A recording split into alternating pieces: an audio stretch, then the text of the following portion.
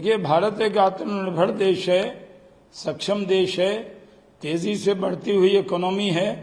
दुनिया की कोई ताकत भारत की इकोनॉमी को रोक नहीं सकती और भारत अपने हितों की रक्षा करने में सक्षम है। और देश का सौभाग्य है कि एक सक्षम नेता, सक्षम सरकार, सक्षम नेतृत्व है और देश को कोई चिंता करने की जरूरत नहीं है। प्रधानमंत्री नरेंद्र मोदी जी के नेतृत्व में देश पूरी तरह सुरक्षित है, देश की अर्थनीति भी पूरी तरह सुरक्षित है। जो अपोजिशन के वाइस प्रेसिडेंट के कैंडिडेट है, उनको लेकर के किस तरह से उन्होंने माओवादियों के पक्ष में फैसले दिए, उसको लेकर के अब सवाल खड़े हो रहे हैं, इसको लेकर के आप क्या कहेंगे? देखिए, जो विपक्ष के उपराष्ट्रपति के उम्मीदवार हैं, उनके बारे में उनकी राय को पूरा देश जानता है, इसलिए विपक्ष ने उनको खड़ा जरूर किया है।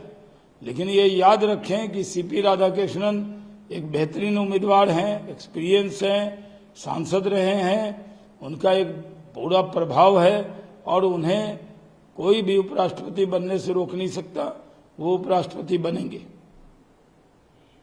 राहुल गांधी वोट चोरी को लेकर के यात्रा कर रहे हैं, अब वो बिहार में हैं और सवाल खड़े कर रहे हैं, लेकिन दूसरी तरफ क्या है, एसआईआर नहीं होनी चाहिए। 35 साल हो गए एसआईआर को लेकर के, 2002 में कुछ राज्यों में हुए थे, उसके बाद अब बिहार में हुआ है, इसको लेकर के आप क्या कहेंगे? देखिए, राहुल गांधी भ्रम पैदा कर रहे हैं। एसआईआर पे जो भ्रम उन्होंने पैदा किया, एक तरफ तो अदालत में गए, दूसरी तरफ यात्रा कर रहे हैं। उनके पास कोई मुद्दा नहीं है। ये पहले विपक्ष के नेता हैं जो संवैधानिक संस्था के खिलाफ यात्रा कर रहे हैं, ये कहीं से भी स्वीकार नहीं है। राहुल गांधी पूरे देश के अंदर एक तरह से माहौल खराब करना चाहते हैं, वो चुनाव आयोग को बदनाम करना चाहते हैं।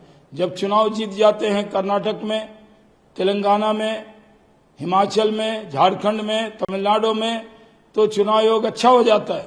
और जब चुनाव हार जाते हैं महाराष्ट्र के अंदर, हरियाणा के अंदर, दिल्ली के अंदर, और राहुल गांधी को लगा कि उनकी मेहनत के बाद भी दिल्ली में 0 मिला और बिहार में भी उनको सर्वे बता रहा है कि उनको 0 मिलने वाला है, तो राहुल गांधी अपनी हार का ठीकरा चुनाव आयोग पर थोपना चाहते हैं, इसलिए वो यात्रा कर रहे हैं।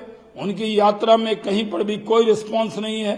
उनके वर्कर आ रहे हैं, सिर्फ राजद और कांग्रेस के जो टिकट पाने वाले इच्छाधारी नेता हैं वो अपनी भीड़ लेकर आ रहे हैं। आम लोगों ने राहुल गांधी की यात्रा को पूरी तरह रिजेक्ट कर दिया है। राहुल गांधी जब भी कभी भीड़ नहीं मिलती तो खेत में चले जाते हैं, मखाना देखने चले जाते हैं, कभी बुलेट चलाते हैं। वो सोशल मीडिया पर सेंसेशन फैलाना चाहते हैं। उनकी यात्रा पूरी तरह से फ्लॉप हो गई है क्योंकि आम लोगों ने यात्रा में शामिल होने से इनकार कर दिया है। जिस तरह से जेपीसी करप्शन को रोकने के लिए बिल पास होना था और जेपीसी में कमेटी को भेज दी गई, उस कमेटी को बाइकआउट करेगा शिवसेना, टीएमसी, समाजवादी पार्टी, आम आदमी पार्टी, इसको लेकर क्या कहें? देखिए, जेपीसी में अगर ये बिल गया है और करप्शन के खिलाफ है, कोई व्यक्ति अगर पद पे रहते हुए उस पर आरोप लगता था तो नैतिकता के आधार पर वो त्याग पत्र देता था, चाहे बड़े पद पे हो। लेकिन पहली बार तो ये परंपरा अरविंद केजरीवाल ने शुरू की कि वो जेल जाने के बाद भी जेल से सरकार चलाने लगे। क्या कहीं पर ये कि इसमें नैतिकता है? किसी की भी हुकूमत रही हो, जब भी इल्जाम लगा हो, तो आरोप लगा हो, तो उस पर त्यागपत्र दिया। तो ये कानून जरूरी है, लेकिन उस पर कई लोग जेपीसी से अपने आप को बाहर रख रहे हैं। तो सही कहा है गृह मंत्री जी ने, फिर आम लोगों से पूछेंगे, उसके जो एक्सपर्ट है उनसे पूछेंगे। लेकिन अगर ये लोग सोच रहे हैं कि जेपीसी में नहीं जाएंगे और ये कानून रुक जाएगा, तो ये रुकने वाला नहीं है।